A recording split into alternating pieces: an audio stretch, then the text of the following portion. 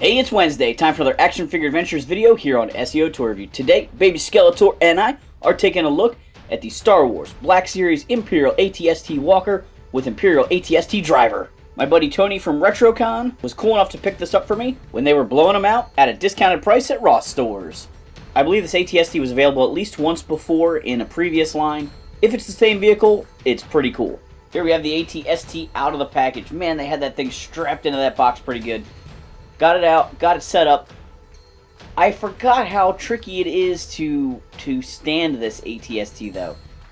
It stands totally fine if you have everything aligned perfectly. All the joints are lined up. But there are pivots in the back and in the front of this section. There's a pivot here, pivot here, pivot here. And if you get it too far out of alignment, it just loses all its bounce. Basically like the real ATSTs in the movie. So I did have to fight with that a little bit, but it's not a major problem. It's great they build in all that flexibility, but you do have to be a little bit careful with posing it.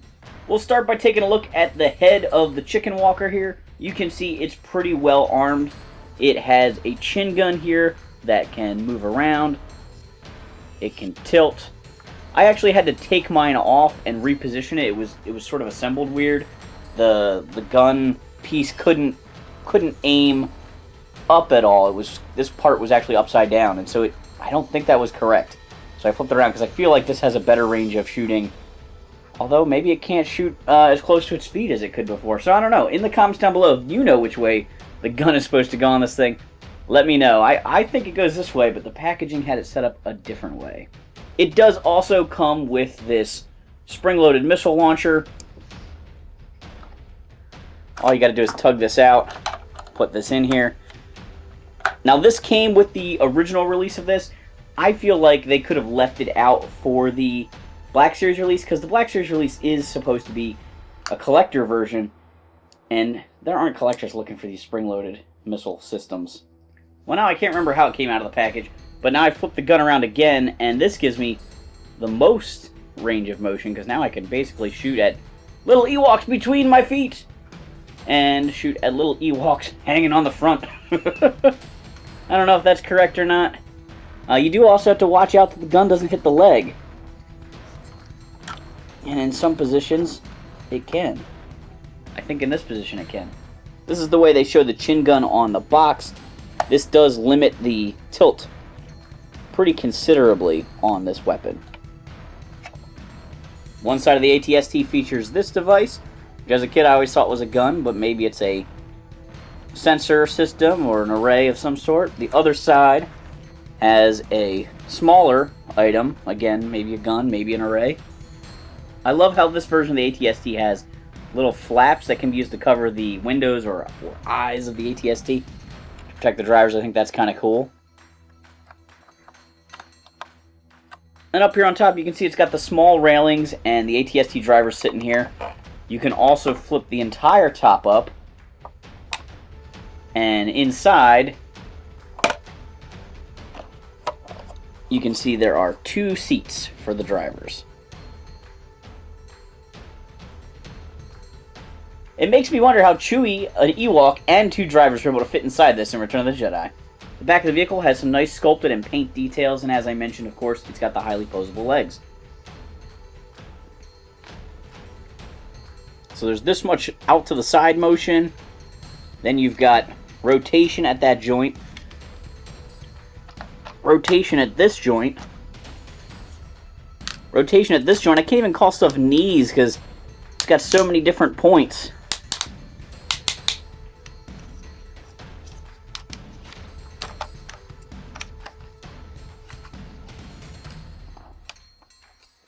Look, the ATST's hopping on one foot. This toy does make me question the pivot point underneath here. I wonder what that looked like in the movie. We never got a really good view of that connector in the movie, but that multiple bubble bead, I don't know how to describe this ribbed tube, just seems kind of funny to me when looking at the toy. You don't notice it from the front at all. From the back, it just seems a little bit silly. If you're putting together a Hoth display, you probably want one of these, and if you're doing an Endor display, you really need one of these. The vehicle is great. I love that it has so much articulation built into it, even if that does make it a little tricky to pose. I would not want to have to stop motion animate this thing, though, because it would fall over for sure. I would imagine the models animated by Industrial Light and Magic had rods holding them up all the time, so they didn't have to worry about balance. And now to take a look at the driver. I always felt like the ATST drivers were some of the least interesting Imperial Troopers. They don't have the cool Stormtrooper AT-AT driver style helmet. They're just sort of a... They just look like an Imperial officer or a technician. When you take off this ATST helmet, this guy, I don't know, could be the janitor of the Death Star, really. They wear gray jumpsuits. They have little load-bearing equipment harness piece in gray. He's got black gloves, black boots, and this guy has a very stylish haircut. So they did give him a removable helmet, which is nice. In case you want to take it off for some reason, if you want to have Han Solo steal it, or you want to put it on your Ewok drum set. But this is more typical of the ATST drivers. This is basically what the vintage ATST driver looked like with the helmet and the goggles down. He has great Star Wars 3 3/4 inch articulation. You know, this is typical Black Series type articulation. And what we saw before we went to the 5 points of articulation on most Star Wars figures again all of a sudden. He's got articulation at the wrist, elbows, and shoulders there. He does come with a Stormtrooper style blaster. No holster for that. He's got a ab crunch here. His hip joints aren't amazing. They are basically like the standard Kenner action figures. So that's the one negative thing, but I guess with him needing to sit nice and tight in that canopy, maybe this is the best way to do this figure. He's got knee joints and a pivot at the ankle. Of course, his head's on a ball joint.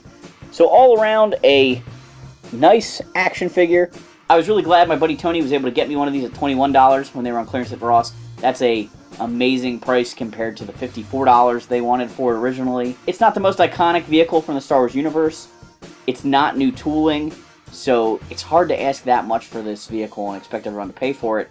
And I don't even know if the ATST is like the vehicle that a kid would beg for. It was never one that I was really, really, really dying to get as a kid. I had one as a kid that I got secondhand from the vintage line, but I would have taken a Falcon over it, I would have taken an X-Wing over it, I would have taken a TIE Fighter over it, so maybe the price tag was a little too high on this one.